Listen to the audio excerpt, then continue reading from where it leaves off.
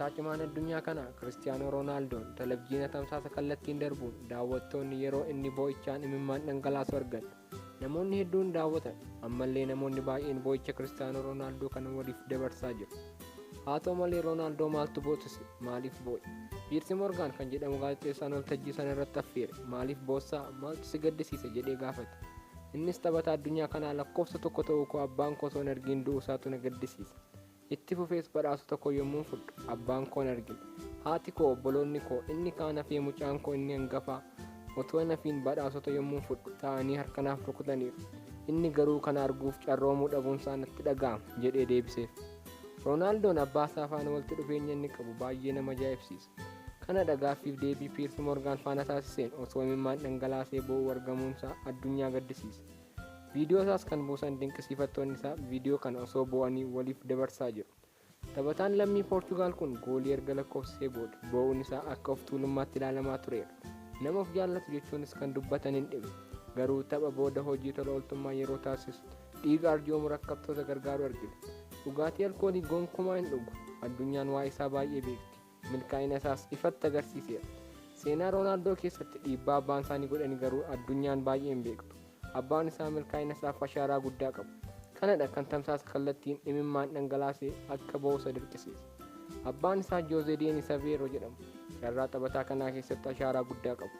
Maqaa Roonaaldoo jedhamu kan baasaniif abbaan isaanii pirezidaantii Ameerikaa kan turan Roonaald Reegan waan jaallataniif ture. Roonaaldoon kan guddate mandarayyummaan itti hammaatte ture. Rakkina gurguddaa keessa darbeera.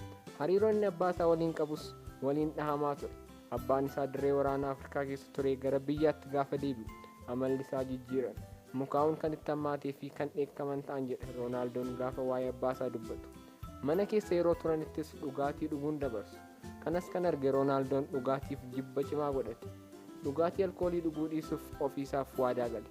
Ammallee taanaan Roonaaldoon waadaa isaa kan eegedha. Dhugaatii bukkee hin ga'u. Waancaa erga injifatanii hiriyyoonni isaa dhugaatii dhuguun yoo bashannanan inni garuu gonkumaa isaanitti hin makamu. Gara hojii isaatti deema. Abbaan isaa Joozee Deenis yeroo abdii kutannaa keessa yoo jiraatan illee mucaa isaanii irraa amantaa guddaa qabu ture. Isaanis taphataa cimaa akka ta'u raajaniiru. Mucaan koo taphataa cimaa addunyaa kanaa ta'a jedhanii kan dubbatan osoo addunyaan hin jedhiin dura ture. Amantaan isaan mucaa isaanii irraa qaban Roonaaldoof haamilee guddaa ta'eef. Garuu gaaf tokko akkas ta'e.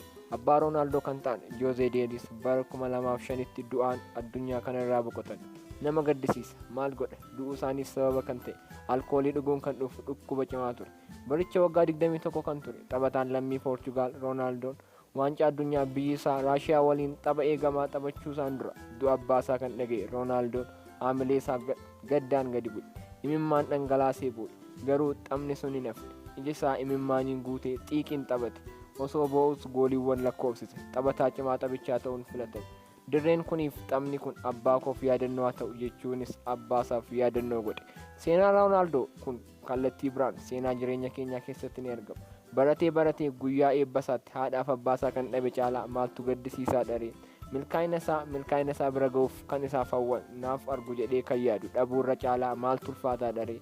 Maarree Roonaaldoos televizyiina tamsaasa kallattiin darbuun kaameraa fuulduratti imimmaan dhangalaasee kan boosise abbaa isaa milkaa'ina inni har'a irra ga'e kan dursanii raajaniif osoo hin argin du'uu isaaniiti.